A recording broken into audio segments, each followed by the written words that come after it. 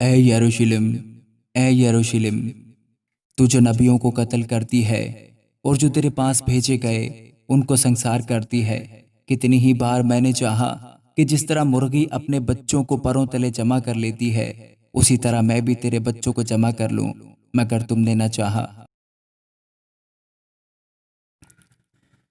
خداوند کے زندہ اور پاک کلام میں سے لوکا کی انجیل، اس کا 13واں باب۔ اس وقت بعض لوگ حاضر تھے جنہوں نے اسے ان گلیلیوں کی خبر دی جن کا خون پلاطس نے ان کے ذبیحوں کے ساتھ ملایا تھا۔ اس نے جواب میں ان سے کہا کہ ان گلیلیوں نے جو ایسا دکھ پایا، کیا وہ اس لیے تمہاری دانست میں اور سب گلیلیوں سے زیادہ گنہگار تھے؟ میں تم سے کہتا ہوں کہ نہیں، بلکہ اگر تم توبہ نہ کرو گے تو سب اسی طرح ہلاک ہوگے۔ یا کیا وہ 18 آدمی جن پر شلوخ کا برج گرا اور دب کر مر گئے، تمہاری دانست میں یروشلم کے اور سب رہنے والوں سے زیادہ قصوروار تھے؟ میں تم سے کہتا ہوں کہ نہیں، بلکہ اگر تم توبہ نہ کرو گے تو سب اسی طرح ہلاک ہوگے۔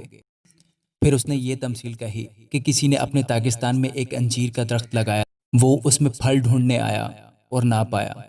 اس پر اس نے باغبان سے کہا کہ دیکھ، 3 برس سے میں اس انجیر کے درخت میں پھل ڈھونڈنے آتا ہوں اور نہیں پاتا، اسے کاٹ ڈال، یہ زمین کو بھی کیوں روکے رہے؟ اس نے جواب میں اس سے کہا، اے خداوند، اس سال تو اور بھی اسے رہنے دے تاکہ میں اس کے گرد تھالا کھودوں اور کھاد ڈالوں، اگر آگے کو پھلا تو خیر، نہیں تو اس کے بعد کاٹ ڈالنا۔ پھر وہ سبت کے دن کسی عبادت خانہ میں تعلیم دیتا تھا، اور دیکھو ایک عورت تھی جس کو 18 برس سے کسی بدروح کے باعث کمزوری تھی، وہ کبڑی ہو گئی تھی اور کسی طرح سیدھی نہ ہو سکتی تھی۔ پس یسوع نے اسے دیکھ کر پاس بلایا اور اس سے کہا، اے عورت، تو اپنی کمزوری سے چھوٹ گئی، اور اس نے اس پر ہاتھ رکھے، اسی دم وہ سیدھی ہو گئی اور خدا کی تمجید کرنے لگی۔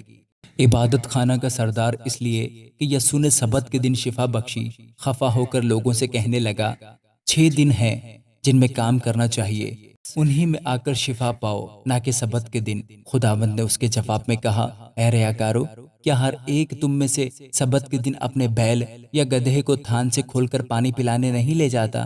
بس کیا واجب نہ تھا کہ یہ جو ابراہیم کی بیٹی ہے، جس کو شیطان نے 18 برس سے باندھ رکھا تھا، سبت کے دن اس بند سے چھڑائی جاتی؟ جب اس نے یہ باتیں کہیں تو اس کے سب مخالف شرمندہ ہوئے، اور ساری بھیڑ ان عالیشان کاموں سے جو اس سے ہوتے تھے خوش ہوئی۔ پس وہ کہنے لگا، خدا کی بادشاہی کس کی مانند ہے؟ میں اس کو کس سے تشبیہ دوں؟ وہ رائی کے دانے کی مانند ہے جس کو ایک آدمی نے لے کر اپنے باغ میں ڈال دیا۔ وہ اگ کر بڑا درخت ہو گیا اور ہوا کے پرندوں نے اس کی ڈالیوں پر بسیرا کیا۔ اس نے پھر کہا، میں خدا کی بادشاہی کو کس سے تشبیہ دوں؟ وہ خمیر کی مانند ہے جسے ایک عورت نے لے کر 3 پیمانہ آٹے میں ملایا، اور ہوتے ہوتے سب خمیر ہو گیا۔ وہ شہر شہر اور گاؤں گاؤں تعلیم دیتا ہوا یروشلم کا سفر کر رہا تھا، اور کسی شخص نے اس سے پوچھا کہ اے خداوند، کیا نجات پانے والے تھوڑے ہیں؟ اس نے ان سے کہا، جاں فشانی کرو کہ تنگ دروازہ سے داخل ہو، کیونکہ میں تم سے کہتا ہوں کہ بہتیرے داخل ہونے کی کوشش کریں گے اور نہ ہو سکیں گے۔ جب گھر کا مالک اٹھ کر دروازہ بند کر چکا ہو اور تم باہر کھڑے دروازہ کھٹکھٹا کر یہ کہنا شروع کرو کہ اے خداوند، ہمارے لیے کھول دے، اور وہ جواب دے کہ میں تم کو نہیں جانتا کہ کہاں کے ہو، اس وقت تم کہنا شروع کرو گے کہ ہم نے تو تیرے روبرو کھایا پیا اور تو نے ہمارے بازاروں میں تعلیم دی۔ مگر وہ کہے گا، میں تم کو کہتا ہوں کہ میں نہیں جانتا تم کہاں کے ہو، اے بدکارو، تم سب مجھ سے دور ہو۔ وہاں رونا اور دانت پیسنا ہوگا جب تم ابراہیم اور اسحاق اور یعقوب اور سب نبیوں کو خدا کی بادشاہی میں شامل اور اپنے آپ کو باہر نکالا ہوا دیکھو گے، اور پورب، پچھم، اتر، دکھن سے لوگ آ کر خدا کی بادشاہی کی ضیافت میں شریک ہوں گے۔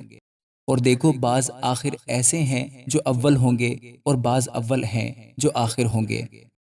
اسی گھڑی بعض فریسیوں نے آ کر اس سے کہا کہ نکل کر یہاں سے چل دے، کیونکہ ہیرودیس تجھے قتل کرنا چاہتا ہے۔ اس نے ان سے کہا کہ جا کر اس لومڑی سے کہہ دو کہ دیکھ، میں آج اور کل بدروحوں کو نکالتا اور شفا بخشنے کا کام انجام دیتا رہوں گا، اور تیسرے دن کمال کو پہنچوں گا۔